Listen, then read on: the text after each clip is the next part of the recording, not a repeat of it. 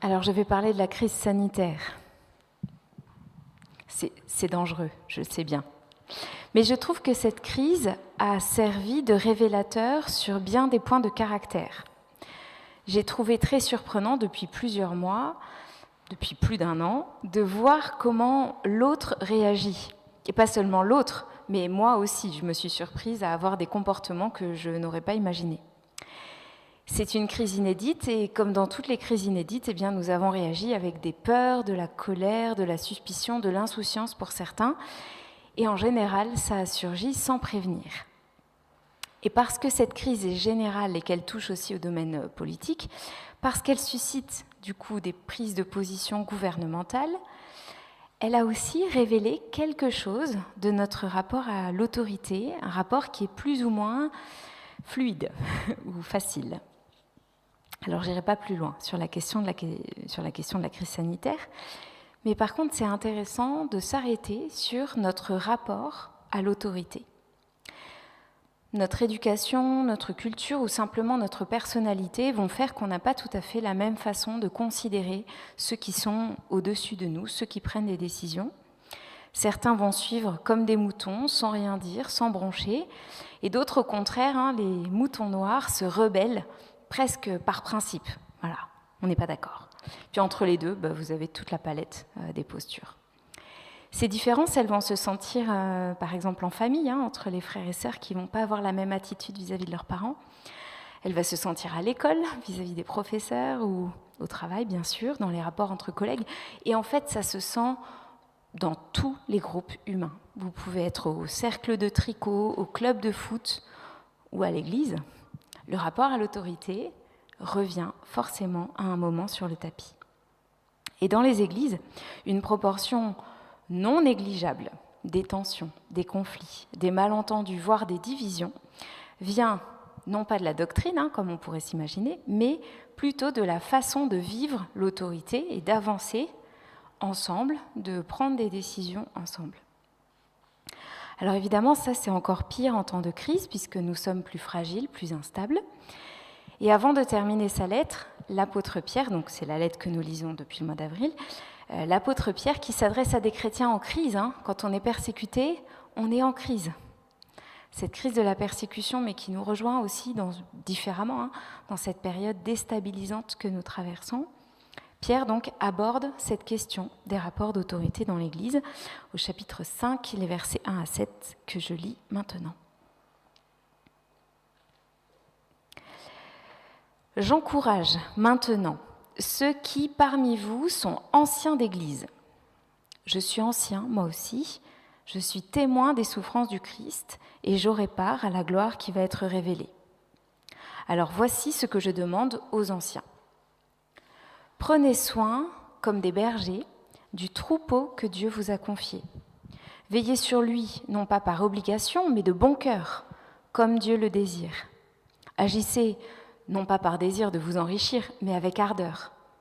Ne cherchez pas à dominer ceux qui ont été confiés à votre garde, mais soyez des modèles pour le troupeau. Alors, quand le chef des bergers paraîtra, vous recevrez la couronne glorieuse qui ne perdra jamais son éclat. De même, jeunes gens, soyez soumis à ceux qui sont plus âgés que vous. Et vous tous, revêtez-vous d'humilité dans vos rapports les uns avec les autres, parce que l'Écriture déclare « Dieu s'oppose aux orgueilleux, mais il traite les humbles avec bienveillance. » Alors courbez-vous humblement sous la main puissante de Dieu afin qu'il vous élève au moment qu'il a fixé. Déchargez-vous sur lui de tous vos soucis, car il prend soin de vous. Pierre s'adresse d'abord aux anciens, avant de parler aux plus jeunes. Alors spontanément, on pourrait penser que c'est une question d'âge. Il s'adresse aux plus âgés et ensuite aux plus jeunes, en disant aux jeunes, respectez vos aînés. En fait, quand on regarde bien dans le texte, les anciens ont la charge de s'occuper du troupeau, c'est-à-dire de la communauté. Donc ce mot est moins une question d'âge, mais touche à une question de responsabilité. Les anciens, ce sont les responsables de la communauté. Et d'ailleurs, on appelait dans les communautés juives de l'époque, les responsables, on les appelait les anciens. Du coup, les premiers chrétiens qui avaient cet héritage juif ont simplement repris la terminologie. Alors c'est vrai qu'à l'époque, les responsables avaient un certain âge. C'est l'expérience, tous les bienfaits de l'expérience qui aident à diriger la communauté. Mais l'âge n'est pas le seul critère. Il y a aussi la connaissance de Dieu, la maturité, l'intégrité personnelle, pour ne citer que quelques-uns de ces critères. Pierre s'intéresse à la façon dont les responsabilités sont exercées dans l'Église. Il parle très peu, pas en fait, des modalités pratiques pour choisir ses anciens, pour organiser la vie de l'Église. Et je crois qu'on peut dire de manière assez sûre que peu importe, il y a différents fonctionnements qui sont possibles. Ce qui compte, c'est l'état d'esprit dans lequel ces responsabilités sont exercées. Chez nous, dans l'Église libre, c'est le conseil qui exerce cette responsabilité, un conseil élu avec un certain nombre de mandats, etc. Ça pourrait être autrement, mais le conseil, chez nous, ce sont les anciens. Encore une fois, ce n'est pas que l'âge qui compte. Je me demande aussi si les anciens ne peuvent pas, d'une certaine façon, prendre en compte tous ceux qui sont responsables d'un secteur dans la vie de l'Église. Après tout, dès qu'on est responsable, même sur seulement 4 ou 5 personnes sur une équipe, on est concerné par ce que Pierre a à dire. Je vais arriver au contenu de ce que Pierre dit, mais juste encore une remarque sur le ton de l'apôtre Pierre lorsqu'il s'adresse aux anciens. Il le fait avec beaucoup de solennité. Et maintenant, je parle aux anciens, moi qui suis aussi ancien, moi qui suis témoin du Christ, et voilà ce que je leur demande. Voilà, c'est solennel. Mais il ne le fait pas de manière dure ou agressive, bien au contraire. Il le fait en montrant qu'il est solidaire, que lui aussi, il a cette expérience d'être responsable des communautés, de la communauté dans l'Église. Et donc, il sait ce que c'est. Il est solidaire de ces responsables de communautés locales auxquels il s'adresse.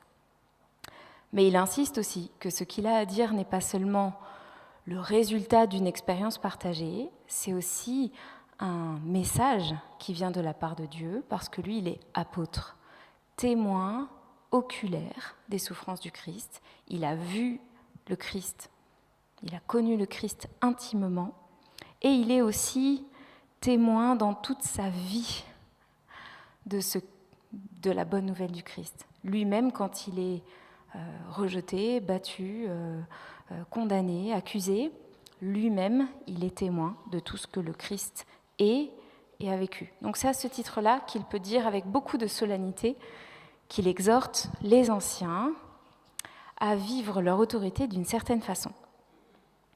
Alors ce qu'on peut dire d'abord, c'est que c'est une responsabilité qui est partagée dans la collégialité. Il y a toujours un groupe d'anciens. Dans toutes les lettres du Nouveau Testament, ce sont toujours plusieurs anciens ou responsables. Quand une seule personne commence à se dégager, quand c'est une tête d'affiche, si vous voulez, une personne qui par sa personnalité attire toutes les attentions, que tout le monde suit plus ou moins sans discernement, là on tombe très très vite dans un mouvement sectaire en fait, dans quelque chose qui tourne autour du culte de personnalité, alors que dans l'Église, la seule personnalité que nous sommes appelés à suivre, c'est le Christ. Le fait d'être en groupe permet de limiter un petit peu cet effet culte de la personnalité, permet aussi de nous compléter, parce qu'il n'y a personne, vraiment personne, qui a toutes les bonnes idées, toute la sagesse nécessaire pour conduire une communauté. Dans l'Antiquité, l'autorité se vit d'une façon souvent abrupte, très marquée, beaucoup plus marquée qu'aujourd'hui. Celui qui est en position d'autorité, le patron, le père de famille, le responsable, le maître des esclaves, le roi, tous ceux qui sont en position de responsabilité, décident et les autres suivent sans broncher. Aujourd'hui, en Occident, c'est un petit peu plus souple comme fonctionnement. Cela dit, l'autoritarisme existe encore. Et il y a encore bien des milieux où ceux qui ont le pouvoir s'attendent à ce qu'on leur obéisse sans broncher, sinon il y a des punitions. des conséquences négatives. Pierre sait très bien quel est son contexte, quelle est la façon dont les gens exercent d'habitude l'autorité. Et du coup, il va proposer un autre modèle, un modèle biblique, il n'invente rien, mais qui vient détonner par rapport aux habitudes. C'est le modèle du berger. Si on prend juste l'image globale, sans rentrer dans le détail, le berger, c'est simplement celui qui conduit le troupeau et qui en prend soin. Il donne à la fois l'orientation, le chemin suivant, la direction, et c'est ça la nouveauté dans l'image du berger, les responsables ont toujours conduit la communauté, toujours. Mais ce qui est spécifique dans l'image du berger, c'est qu'il prend soin. Il protège le groupe des menaces, c'est vrai, il le nourrit, il vient en aide à ceux qui sont blessés, et il aime le troupeau. Dans ce modèle d'autorité, il n'y a pas que le pouvoir dans la responsabilité. Il y a tout un esprit de service, d'amour, tout un souci pour le bien du troupeau, pour que tout le monde puisse avancer. Alors vous notez bien que ce n'est pas le pasteur, le berger de l'Église. C'est le conseil. Le pasteur, dans le conseil, avec d'autres ministères aussi, intervient dans sa spécificité. Il y a une responsabilité particulière pour le pasteur, j'entends bien. Mais la direction de l'Église et le soin global de la communauté reviennent au conseil. Et c'est important que ça ne repose pas sur une seule personne. Rappelez-vous l'histoire du culte de la personnalité. C'est important que cette responsabilité pastorale, elle soit partagée pour qu'elle soit la plus équilibrée possible. Alors Pierre ne s'attarde pas sur le détail des ordres du jour des réunions du conseil, il ne s'attarde pas sur le détail des tâches et des missions du conseil. Là aussi, il y a sûrement une certaine forme de liberté. Par contre, il insiste sur l'être, sur l'attitude du conseil, de ses responsables, sur leur façon de vivre l'autorité qui leur est confiée. Et il donne 3 pistes que je vais reprendre rapidement. D'abord, il invite les responsables à exercer leurs responsabilités volontiers, sans traîner des pieds, sans râler. Quand on est au conseil depuis quelque temps, on sait que c'est parfois lourd d'être responsable. Et en fait, on n'a pas besoin d'être au conseil pour savoir que c'est lourd parfois d'être responsable. Un simple père de famille, un instit, une prof, si vous gérez une équipe dans votre travail, vous savez que ce n'est pas simple de travailler en groupe. Et on peut parfois être tenté de traîner les pieds, de râler. Mais Pierre invite à nous rappeler, quand le comment est difficile, il nous invite à nous rappeler pourquoi on a pris telle ou telle responsabilité dans la communauté. Parce que nous voulons servir Dieu et servir les autres. De nous rappeler le pourquoi nous aide à retrouver du cœur pour l'ouvrage, même quand nous traversons un moment difficile ou un peu plus laborieux. L'autre critère, c'est que les responsables sont appelés à exercer leur autorité sans chercher le profit, sans chercher à s'enrichir. Alors il n'y a pas que les pasteurs à l'époque du coup qui étaient rémunérés, on imagine aussi que les responsables touchaient une part de rémunération. Alors pour ceux qui voudraient devenir pasteurs, on ne devient pas pasteur pour s'enrichir, mais il y en a, enfin il y en a, je ne vais pas le dire comme ça.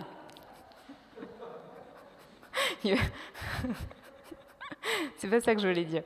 Je veux dire, il y a des pasteurs qui sûrement se lancent dans le ministère avec un cœur intègre et tout ce que vous voulez. Mais au bout d'un moment, vous connaissez le principe des tentations, il y a des déviations qui arrivent. Et on se retrouve parfois avec des histoires de pasteurs, avec, alors aux États-Unis évidemment, des jets privés, de façon plus simple en France, même dans des grosses communautés, où le pasteur jouit d'un certain nombre d'avantages, et d'avantages certains, qui sont un petit peu limites en termes d'emprise sur la communauté.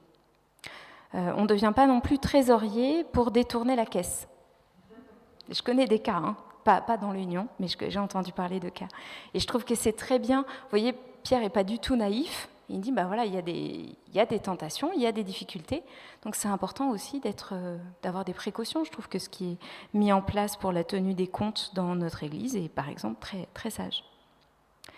Mais au-delà du profit financier, on pourrait se dire, on a des vérificateurs au compte, c'est bon.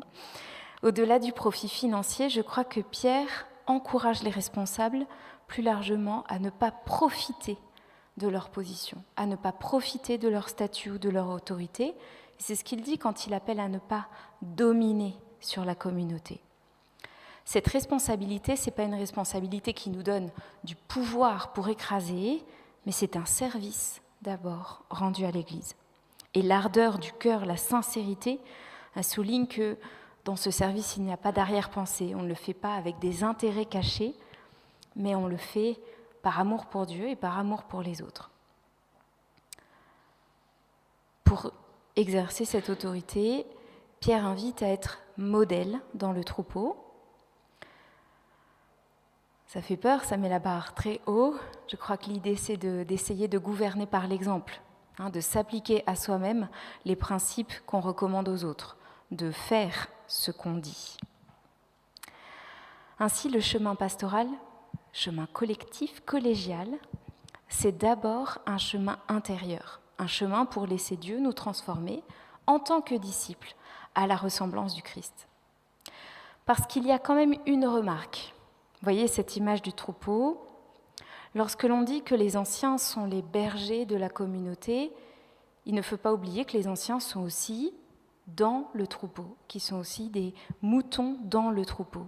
Pasteurs, conseils, apôtres, prophètes, tout ce que vous voulez, nous faisons partie du troupeau de disciples sous la houlette du, comment on dit Pierre, pardon, j'ai oublié l'expression, de l'archi-berger, si vous voulez, qui est Jésus. C'est lui le maître, c'est lui que nous devons tous suivre. Et pour le conseil, comme pour n'importe quel responsable, il y a toujours ce double positionnement. Prendre soin de la communauté, mais d'abord se laisser conduire en tant que disciple de Dieu. Je crois qu'on pourrait comparer le conseil à l'aîné dans la fratrie. L'aîné, le frère aîné, la sœur aînée, ne remplace pas les parents. Voilà. Par contre, il a des responsabilités vis-à-vis des plus jeunes, des missions particulières confiées par les parents. Voilà, le conseil est dans la fratrie, mais il a des mandats particuliers pour s'occuper du reste de la fratrie, tout en restant toujours sous l'autorité du Père, notre vrai berger. Alors je serai plus brève sur les autres, parce que c'est plus simple.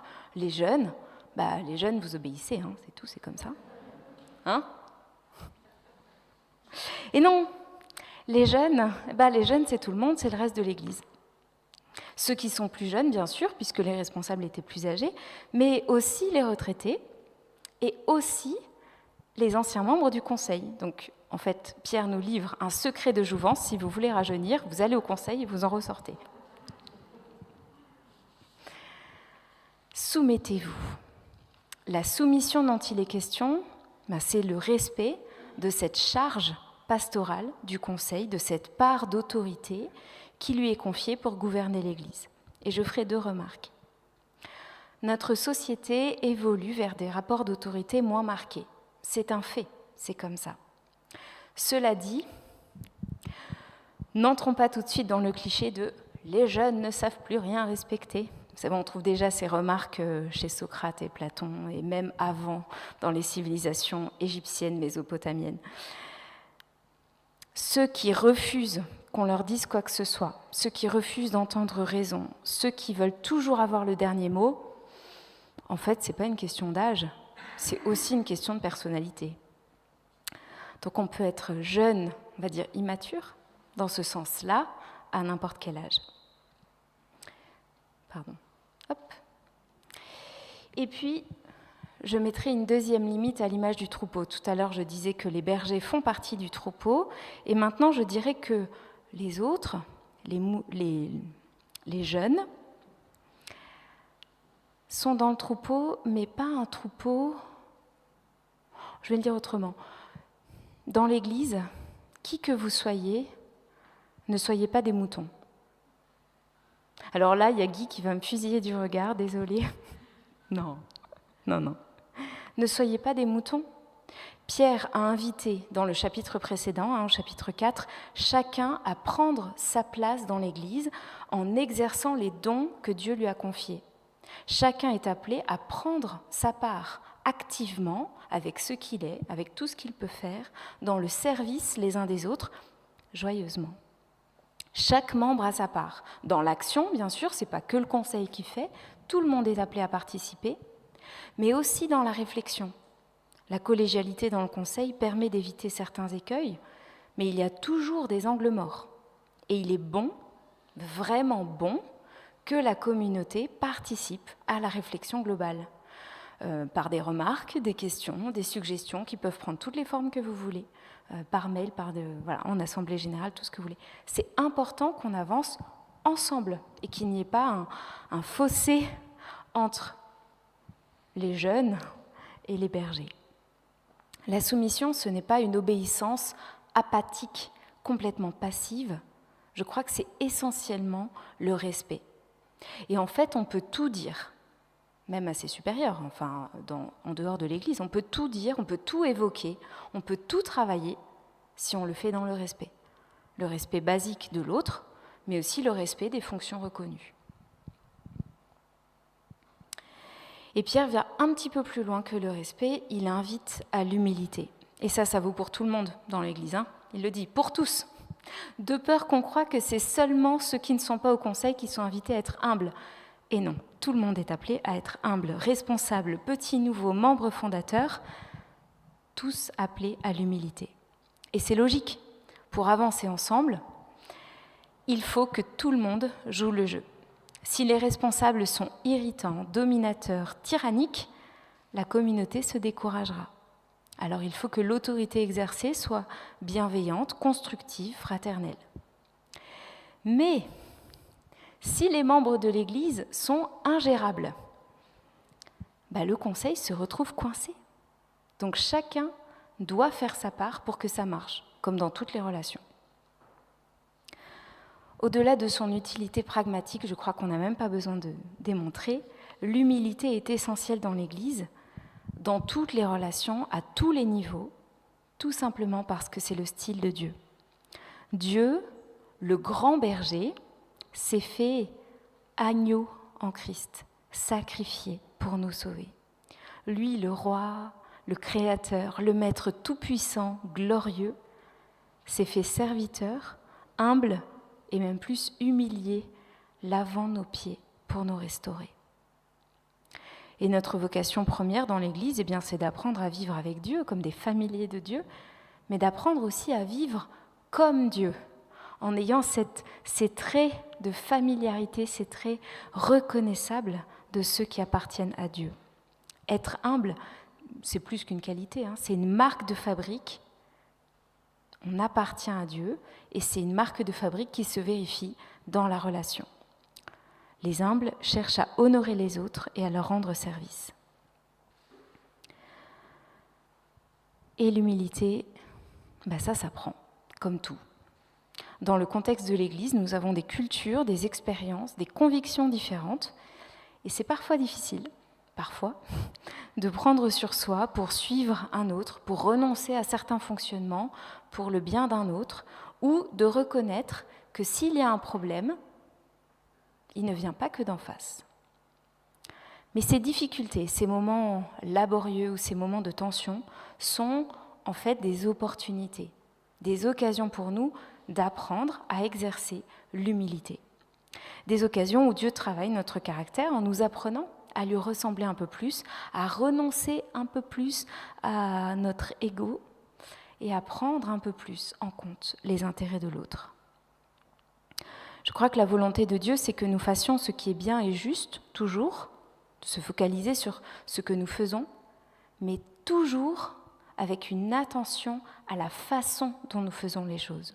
Il y a le faire et il y a l'être, et ça va toujours ensemble. Le quoi va toujours avec le comment. Et ce comment est tellement important pour Dieu que Pierre le souligne à 2 reprises. Si vous avez cette attitude d'humilité, alors il parle aux responsables, vous recevrez une couronne. Cette couronne, c'est tous les honneurs que Dieu réserve. Mais Pour tous ceux qui sont prêts à prendre sur eux, Dieu est prêt à leur relever la tête. Ceux qui s'abaissent devant lui seront relevés.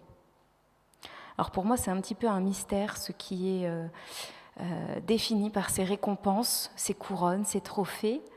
Mais je crois que ce qui est important dans ce que Pierre nous dit, c'est que pour Dieu, les efforts que nous faisons pour prendre sur nous, pour élever les autres, ces efforts-là ne sont pas vains. Bien au contraire, Dieu les prend en compte.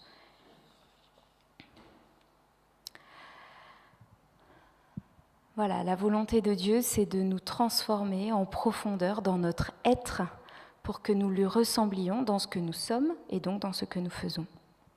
Et lorsque nous faisons des efforts pour être plus humbles les uns envers les autres, eh bien c'est une façon de montrer que nous adorons Dieu, que nous sommes humbles devant lui, que nous le respectons et que nous lui faisons confiance. Parce que l'humilité, au fond, c'est de reconnaître que oui, j'ai ma place avec ce que je suis, mais que j'ai aussi besoin des autres et que ensemble, nous avons besoin de Dieu pour avancer.